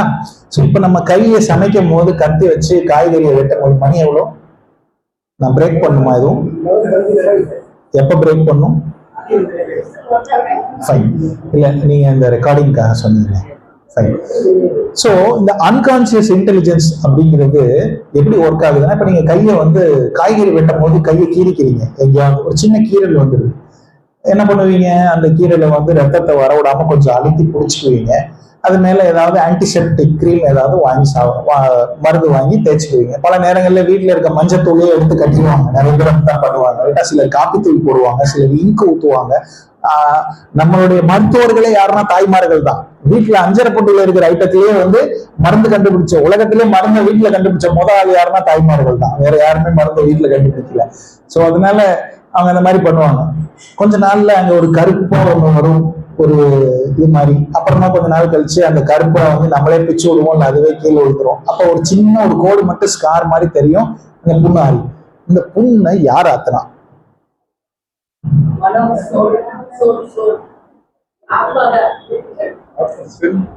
செத்து போன பாடியில ஒரு கீரல் போட்டு விட்டு அந்த புண்ணை ஆற சொன்னீங்கன்னா ஆறுமா? அப்போ அந்த புண்ணை ஆத்துனது மேல போட்ட ஆன்டிசெப்டிக் கிரீமா? இல்ல. ஆன்டிசெப்டிக் கிரீம் போடலனாலும் புண்ணு ஆறும். செப்டிக் ஆகாம இருக்கிறதுக்கு தான் அந்த கிரீம் வந்து போடுறாங்க. சோ இப்போ புண்ணு ஆத்துனது யாருன்னா ஆத்மாவினுடைய அன்கான்சியஸ் இன்டெலிஜென்ஸ், ஆத்மாவினுடைய அனிச்சையான அறிவு. இந்த அனிச்சையான அறிவை கடவுளோடு நம்மளுடைய சம்பந்தத்தை அதிகப்படுத்தும் பொழுது நம்முடைய அனிச்சை அறிவு அதிகரிக்கும். இந்த அனிச்சை அறிவு அதிகரிக்கும் பொழுது கான்சியஸா இந்த கேன்சரை இப்படிதான் கியூர் பண்ணணும், இந்த மூட்டு வலியை இப்படிதான் கியூர் பண்ணணும், இந்த டயபெட்டிஸை இப்படிதான் கியூர் பண்ணணும், இந்த ஹைப்பர் டென்ஷனை இப்படிதான் கியூர் பண்ணணும்னு யூடியூபை பார்த்து படிக்க தேவையில்லை, டாக்டரை பார்த்து ஒப்பீனியன் கேட்க தேவையில்லை. பாபா என்ன சொல்றாருன்னா டாக்டர் போய் பாருங்கன்னு சொல்றாரு. ஆனா கூடவே பாபாவோடு நம்ம இருக்கும் சம்பந்தத்தை அதிகப்படுத்தி விட்டோம் என்றால், யோகத்தை பிரயோகம் பண்ணோம் என்றால், அந்த யோகத்தினுடைய பலம் உங்கள் ஆத்மாவினுடைய அன்கான்சியஸ் இன்டெலிஜென்ஸை அதிகரித்து விடும். அன்கான்சியஸ் இன்டெலிஜென்ஸ் உங்களுக்கு அறியாமலேயே வந்து உங்களுடைய நோய்களை குணப்படுத்துவதற்கு அது வந்து சரி. முட்டி வலினாலும் சரி, கழுத்து வலினாலும் சரி, இல்ல தூக்கம் வரல அப்படின்னாலும் சரி, எல்லாத்திற்கும் இருக்கக்கூடிய அந்த அன்கான்சியஸ் இன்டெலிஜென்ஸை இன்க்ரீஸ் பண்ணிட்டீங்கன்னா, கொடுங்க நீங்க டீ கொடுங்க, நீங்க கொடுங்க, அன்கான்சியஸ் இன்டெலிஜென்ஸை இன்க்ரீஸ் பண்ணிட்டீங்க அப்படின்னா அந்த நோய்களை குணப்படுத்துவதற்கான சரியான ஒரு வழியை அது ஏற்படுத்தி கொடுக்கும். ரீசெண்டா சிவானி பேன் ஒன்று சொன்னாங்க, அதை மட்டும் சொல்லிட்டு நான் கிவ் அ பிரேக். அவங்க வந்து டெல்லியில வந்து ஒரு ஆக்டர் இருந்தாராம், சினிமாவில் நடிக்கக்கூடியவர். சும்மா பாபாவுடைய ஞானத்தை லேசா கேட்டுட்டு சம்பர்க்கில் இருக்கக்கூடியவங்க. அவர் வந்து ஃபுல் பிகேவும் கிடையாது. அவர் என்ன பண்ணாரு, ஒரு நாள் கார் ஓட்டிட்டு போகும்போது அந்த கார் வந்து ஆக்சிடென்ட் ஆயிடுது. கார் ஆக்சிடென்ட் ஆனதுனால அவரோட ஸ்பைன்ல வந்து இன்ஜுரி ஆயிடுது. ஸ்பைன்னா முதுகு தண்டுல வந்து இன்ஜுரி ஆயிடுது. டாக்டர்கிட்ட போறாரு, ட்ரீட்மெண்ட்லாம் பார்க்கும்போது அவங்க சொல்றாங்க அவர் உயிருக்கு ஒன்றும் ஆபத்து இல்லை, ஆனா அவரால் படுக்கையில திரும்பி கூட படுக்க முடியாது, எந்திரிச்சு உட்கார முடியாது, நிக்க முடியாது, நடக்க முடியாது. அந்த மாதிரி ஒரு இன்ஜுரி ஸ்பைன்ல இருக்கு. அதனால அவரால் படுக்கையில திரும்பி படுக்க முடியாது. எப்படி படுத்திருக்காரோ அப்படியே படுத்திருப்பாரு. யாராவது அவரை திருப்பி போட்டாங்கன்னா அவங்க திரும்புவாங்களே ஒழிய மற்றபடி அவங்களை எதுவும் பண்ண முடியாது. அவர் ஏற்கனவே வந்து சென்டருக்கெல்லாம் வந்திருக்கிறாரு, பாபா ஞானம் எல்லாம் கேட்டிருக்காரு. ஸோ அதனால அவர் வந்து ரொம்ப கேட்கல, சம்பர்க்கில் இருக்கிறார். அதனால அவர் இந்த யூடியூப்ல சூரஜ் பாயோட வீடியோ எல்லாம் பார்த்துட்டு நான் மாஸ்டர் சர்வசக்திவான், நான் மாஸ்டர் சர்வசக்திவான் அப்படின்னா என்னெல்லாம் அவருக்கு ஃபீல்லாம் ஆகல, மனசுல எல்லாம் ஒன்றும் ஃபீல் ஆகல. சும்மா ஒரு பயத்துல சொல்றது, பயத்துல முருகா முருகா முருகான்னு கத்துவாங்க. இடி இடிச்சுச்சுன்னா உடனே அவங்க சொல்லுவீங்க அர்ஜுனா அர்ஜுனான்னு. ஸோ அந்த மாதிரி வந்து ஒரு மாஸ்டர் சர்வசக்திவான ஒரு மந்திரம் ஆக்கிட்டார். 3 மாசம் அவர் மந்திரமாவே சொல்லிட்டு இருந்திருக்காரு. திடீர்னு ஒரு நண்பர் வந்து அம்பாலான்னு ஒரு ஊர்ல ஒரு இயற்கை நாட்டு வைத்தியர் இருக்காரு, அவர் இந்த முதுகுல எல்லாம் அமுக்கி விட்டு சரி பண்றவரு, அவரை போய் பார்க்கலான்னு சொல்றாரு. எல்லா கவர்மெண்ட் ஹாஸ்பிட்டல், பிரைவேட் ஹாஸ்பிட்டல், வெளிநாட்டுக்கும் போய் விமானத்துல எல்லாம் போய் செக் பண்ணிட்டு வந்துட்டாரு, யாராலும் முடியாதுட்டாங்க. இந்த அம்பாலால சாதாரண ஒரு 200 ரூபா டாக்டர், மேபி ஒரு 500 ரூபா டாக்டர், ரொம்ப பெரிய காசு வாங்குது. அவர்கிட்ட போனாரு, படுக்க வச்சாரு, முதுகுல 2 எங்கெங்கயோ அமுக்கி இப்படி இப்படி ஏதோ பண்ணாரு. ஒரு 3 மணி நேரத்துல பெறல ஆரம்பிச்சிட்டார். படுத்திருக்கிறவர் வந்து படுக்கையில இங்கிட்ட அங்கிட்டு பெற முடிகிற அளவு ஆயிட்டாரு. 6 மாசத்துல கம்ப்ளீட்டா நடக்கிற மாதிரி நார்மல் ஆயிட்டாரு. இப்ப சென்டருக்கு வந்துட்டு இருக்காரு ரெகுலரா. இதை வந்து சிவானி பையன் கிளாஸ்லயே சொன்னாங்க, பப்ளிக் ப்ரோக்ராம்லயே வந்து ரீசெண்டா ஒரு பூனால நடந்த ஒரு ப்ரோக்ராம்ல வந்து இதை அவங்க சொன்னாங்க. இத்தனைக்கும் அவர் மாஸ்டர் சர்வசக்திவான் என்ற வார்த்தையை பயன்படுத்தும் பொழுது அவருக்கு மாஸ்டர் சர்வசக்திவான்னா என்னன்னே தெரியாது, எந்த ஒரு அனுபவம் இல்லை. ஒன்லி ஜஸ்ட் அது வந்து ஒரு கான்சென்ட்ரேட்டட் மந்திரம் மாதிரி திரும்பி திரும்பி சொன்ன வார்த்தையை திரும்பி திரும்பி சொல்லிட்டே இருந்தார். சொல்லிட்டு இருந்ததுனால சொல்யூஷனை நோக்கி அவர் ஈர்க்கப்பட்டார். சொல்யூஷன் எங்க? அந்த ஒரு கிராமத்துல ஒரு 200 ரூபா டாக்டர், அந்த 200 ரூபா டாக்டர் எங்க இருக்காருன்னு யாருக்கும் தெரியாது, அட்வர்டைஸ்மெண்ட்லாம் ஒண்ணும் கிடையாது, சாதாரண டாக்டர். ஆனா அவரை நோக்கி இவர் ஈர்க்கப்பட்டு சென்றார். 6 மாசத்துல அவர் நடக்கிற மாதிரி மாறிட்டார். சோ அதனால அந்த டாக்டர் தான் அமுக்கி விட்டாரு. இந்த கிரியோபேட்ரிக் பிராக்டிஸ்ன்னு சொல்லுவாங்க இல்லையா, முதுகுல எல்லாம் அமுக்கி விடுறது, ஒரு பிசியோதெரபி மாதிரி, அந்த மாதிரி பண்ணதுலயே அவர் வந்து சரியாயிட்டார். 6 மாசத்துல அவர் ரெக்கவரி ஆயிட்டார். ஸோ அதே போல நாம் நம்மளுடைய அன்கான்சியஸ் இன்டெலிஜென்ஸை இன்க்ரீஸ் பண்ணி நம்மளுடைய உடல் மற்றும் மனம் சார்ந்த நோய்களை, முதுமையில் வரக்கூடிய சவால்களை நம்மளால் மிக சுலபமாக எதிர்கொள்ள முடியும். ஒரு சின்ன பிரேக் எடுத்துக்குவோம். எல்லாரும் டீ குடிச்சிட்டு வாஷ்ரூம் போறதுன்னா